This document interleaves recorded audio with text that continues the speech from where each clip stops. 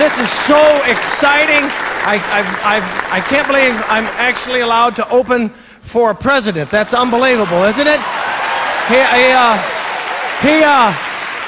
I was talking to him backstage, and he said, you know, I met Sting, and his haircut's worse than yours. So I thought that was pretty nice of him. Big crowd. Thank you for that warm welcome from all of you. It's great. I didn't realize there's this many people in here. Huge, huge gathering. I think I want to thank Tim Clue, who's just out here.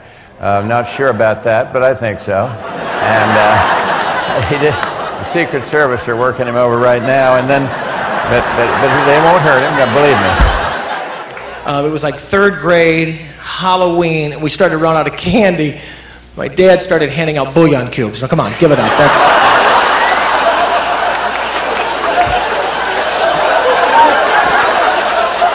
Hey kids, how you doing? Beef, chicken, beef, chicken, beef, chicken, beef! Trick or treat that, you little idiots. Some kids walking around. I thought it was a caramel. I think he gave us chicken broth. I can't tell. Shut up. No, it's chicken. I can't tell. Is it beef? Shut up. I hate that guy. Last year he gave us croutons. I'm not going back. I swear to God, I'm not going back.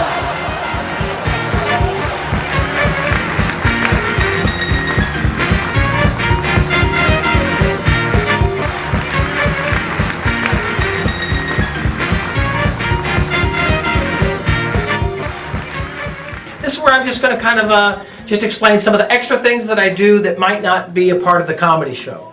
Take, for instance, I'll host a show where it's my job to make the CEO, the VP, the middle-level manager, a person who just started working for the company sound as good as they possibly can. Boy, these trivia people are spicier than I thought. That she just took that pot shot at me, saying that finally some humor. Did you think that was called for? Yes, I did. Okay, very good. Okay, let's just move on. With my interactive game show, that's another team building exercise that's just fun because it's involvement of a number of people, and it shows the fact that the company can have fun with it. You're giving it back. You got a hot hand, and we're going to work with it. Okay, dental hygienists are... Woo! Aha! Dental hygienists are... Vital. Vital. Important. Wonderful. Beautiful. My wife. Okay. Oh, very good. Okay, that's it. That's it. Give a big round of applause. Give me a nice high five. Look, when you're performing for a company, if you don't understand where they're coming from and what they want from you, then the comedy is not going to be accepted. And you have to write original material based on that company's inside game, if you will. Yeah, you hang with the president, Nuckman. You've partied with like the last 5, haven't you? You couldn't even name the last 5 presidents.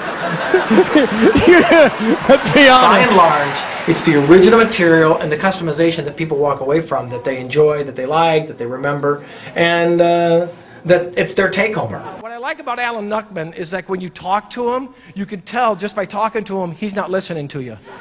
And that's a trick. He's doing algorithms. He's got stuff in there. You know, it's like, don't spill the beans. The whole stock market may go belly up.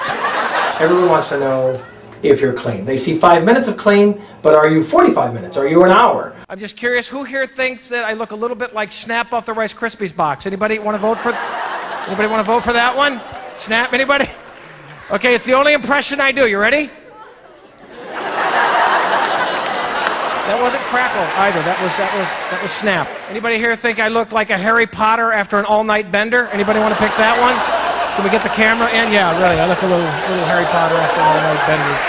You know, I don't know if anybody's in debt tonight, but if you are, I'm going to tell you right now not to worry about it, because I used to worry about it, and it doesn't help at all. I used to be in a little bit of debt, and it bothered me a lot. Now I'm in a lot of debt, it just bothers me a little. And I know why. It's because I figured it out. I finally hit the number. And you know what's key about the number is that you don't even know what the number is until you hit it. And then one day you're home, you're just kind of looking through the bills, the Discover, the MasterCard, the Visa, and all of a sudden it hits you. Wow. I can never pay this off.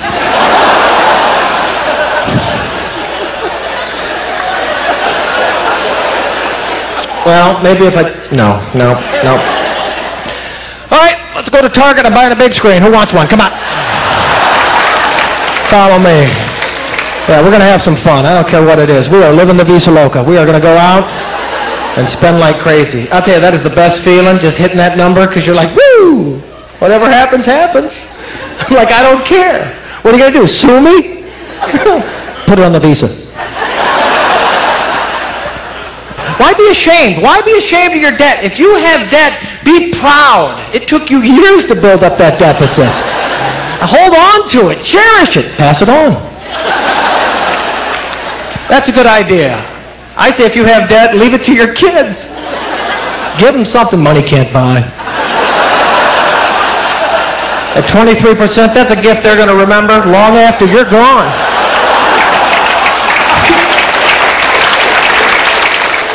I mean, I put debt in the plus column of my life. That's how serious I am about this. Because you know what?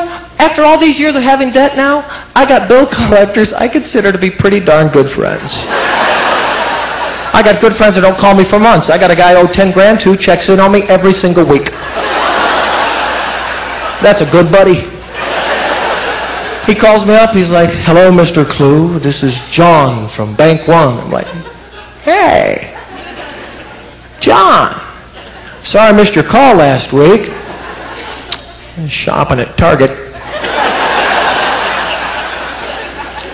Mr. Clue, we see no payment to post to your account for 17 months and we're becoming somewhat concerned. I said, John, I am glad you called because, man, I am concerned about it too.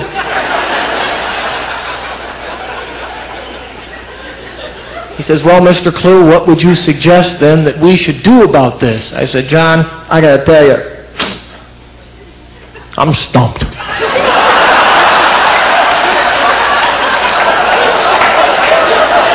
I'm broke too, so if you got some ideas, I'll work with you. He says, well, Mr. Clue, we're hoping you might want to pay just a little bit of this off. I said, John, how long have you and I known each other? I think you know that's just not going to happen. You got to think outside the box on this one, little John. You know, whatever. How about we put it on your Visa because mine's maxed out. I like that guy. He can call anytime he wants. The other guy I don't care for.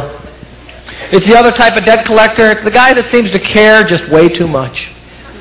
Hello, Mr. Clue. This is Jim from Bank One Visa. How are we doing today? I'm like, Jim, I'm fine, but gosh, it sounds like you need to go potty.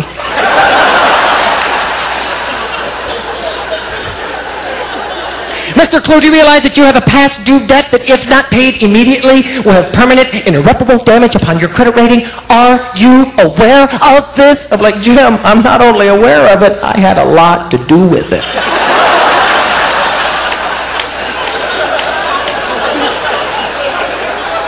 Well, what then do you suggest that we should do about this? I said, Jim, I'm going to suggest what I've been doing all along. You should think about it too. Let it go. You got to forgive yourself and move on because it's not your fault. He says, Mr. Clue, do you understand? Do you understand? Do you understand that your debt is not our responsibility? I said, Jim, let me tell you what I understand. I understand that like a year ago, I got a card in the mail that I never asked for in the first place. In fact, from what I know, your company gave me your seal of approval. I never asked for your approval, but you gave it to me anyway. Now I've made some impulse buys that perhaps got us in a little bit of a pickle. But it's our pickle, and I think we can work our way out. But Jim, I want you to take the right attitude about this. I want you to think about the good things that you've helped me buy over the years. Because I got crap in this house I could have never afforded without the help of your company. It's difficult to explain because I've done it so many different times in so many different ways, but if you want them to remember, you want them to walk out of the room with it, you got to make them laugh. I mean, you've got to make them laugh. And that's what I do.